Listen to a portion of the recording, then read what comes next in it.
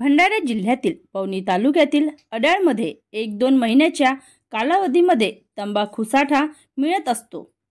बहुतेक अड्याळ तंबाखूचे माहेरघर तर नाही ना, अशी चर्चा सामान्य नागरिक करताना दिसून येतात। पोलीस स्टेशन अड्याळ यांना न जुमानता तंबाखू व्यवसाय खुलेआम सुरू आहे। पोलीस अधीक्षक भंडारा यांच्या विशेष पथकाने काल अड्याळ पोलीस स्टेशन अंतर्गत येत असलेल्या पिंपळगाव निपाणी येथे तंबाखूचा अवैध साठा पकडला। त्यात ओला हुक्का, शिशा, तंबाखू यांची सरासरी किंमत 32,800 रुपये व होंडा सिटी वाहन क्रमांक MH101 EI1704 किंमत 7 लाख रुपये असा एकूण 7,32,800 रुपयाचा मुद्देमाल जप्त केला आहे।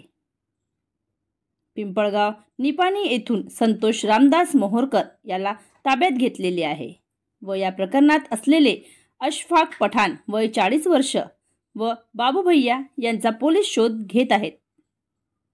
Maharashtra live news crime reporter Nitin Vargantiwar, Bhandara जिल्हा।